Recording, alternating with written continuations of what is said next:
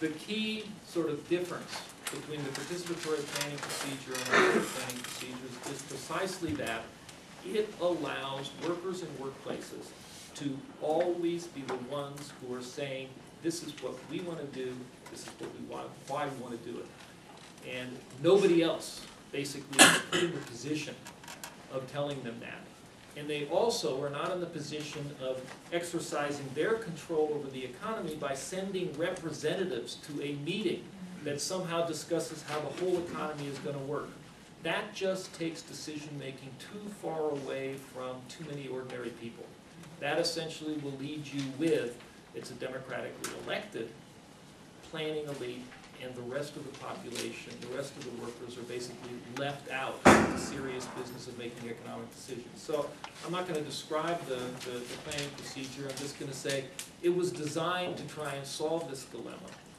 And I'm always hopeful that it's something that socialists and anarchists, because we're all in this together, are going to somehow manage to come around to. Thank you.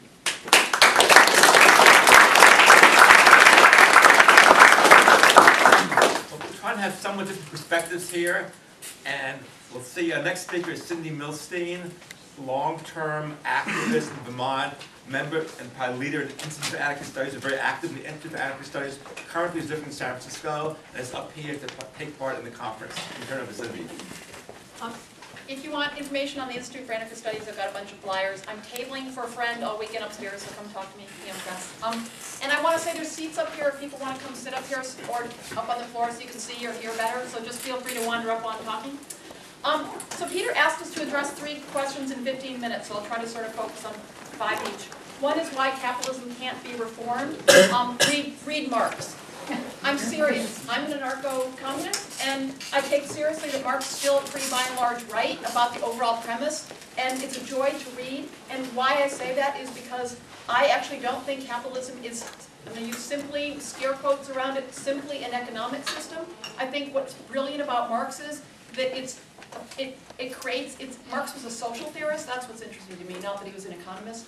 Capitalism isn't about that it destroys our economic life, it destroys social relationships. It destroys how we organize society. That's what I'm concerned about. So it isn't just the workplace. I'm actually interested in getting rid of workers in workplaces.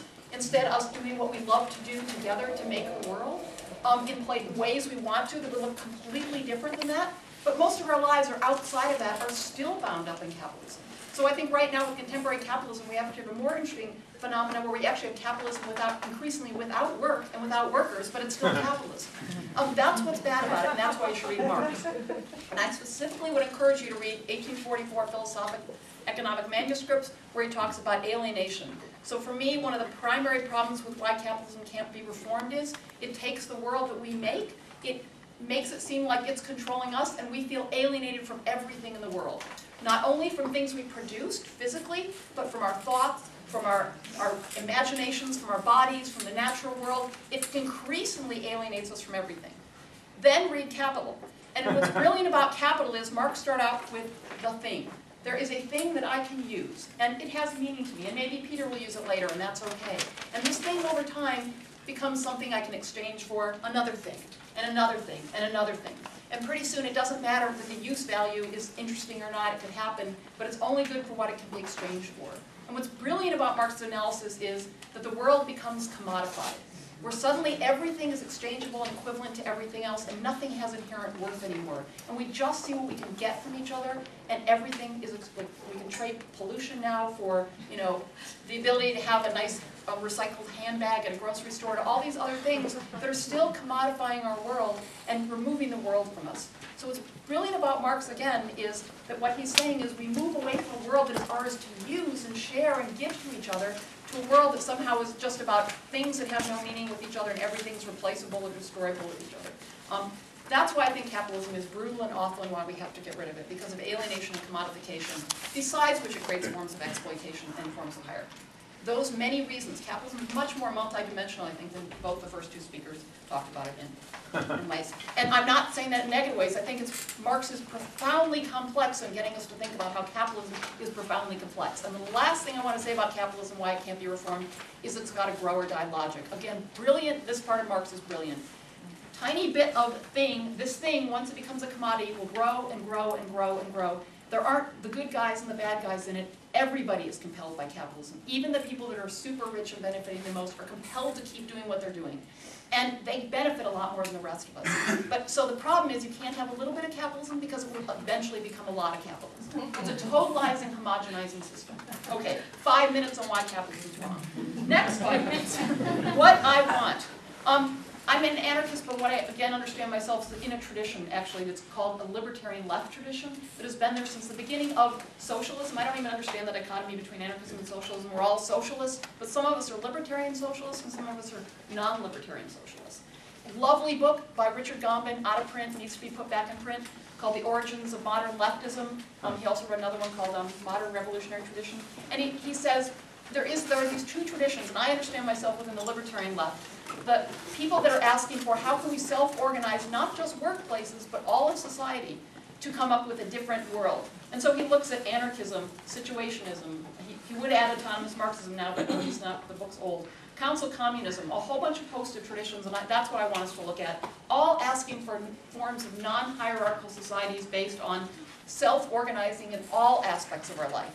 They all do it in different ways, so not to make them all equivalent. But I really think that's a more interesting conversation of, are we placing ourselves profoundly on the side of non-hierarchical self-organization in every category of our life? That's the tradition I want to be in. I'm not particularly concerned about whether that's anarchist, socialist, the labels. There's plenty of people doing stuff all over the world that don't even care about what their labels are, and they're just doing it, and that's great. Okay, so I want a world that's based upon a free society of free individuals, which sounds cute and easy, but it's really difficult. The balance between what our individual autonomy looks like, which Robin got out brilliantly, or our collectivity. And anarchism, that's why I'm an anarchist, because anarchist to me is the only political philosophy that's actually saying we need to constantly try to do both, and it's going to be really hard. And we're going to tell you publicly it's going to be really hard, and not mince words about that. That's why I'm still an anarchist. So what the hell does that mean? So what it means for me is you basically put the word self in front of almost everything. So I want to see us self-determine who we want to be and what kind of world we want. I want to see us self-govern. That means all of us together making decisions, not just about, again, workplaces, but about what our communities look like, what our arts look like, what our healthcare looks like. I want to see forms of self-organization, self-government, self-management. In a way, that's how a lot of anarchists, they just throw that word onto the front of things, but what it means is all of us together are thoroughly just as capable together of reshaping the world. And it's profoundly important right now that we have a world from below, but not just in one area, in all aspects of life. And I think that's what often gets hidden by socialists, the ISO folks talking about socialism from below only in the workplace, but in a sense it's not really deep, I think I'm asking the question, how can we do that in every area of our life? Okay, so what that would look like for me then is within the economic sphere, because that's what we're talking about, is that we want to start turning back to counter everything I just said capitalism was about. So we have to, instead of an alienated world, we want to unalienate it and bring it back and do things that make us feel seen in the things we make and we do. I wrote a lovely essay by Murray Bookchin called Market Economy versus Moral Economy.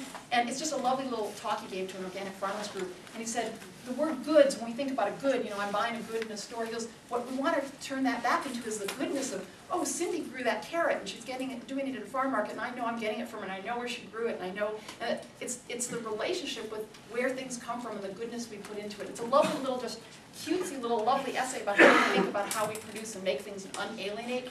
And I was part of a political group where we used that essay and did this incredible food project just because we got so excited by how it reorients non-alienation. We want a society it's called I'm talking really fast because I have no time and I talk too fast. Market economy versus moral economy, Murray Bookchin, who's an anarcho-communist also, who looks at ecological issues. So we want to non-alienate the world. We want to create a mixed, I don't want one economic system to replace capitalism, because that's the problem with capitalism. Mixed, multiple experimentations that overlap and diverse, a heterogeneous economic distribution, production, consumption. And so how that would look would be, we create things in common again.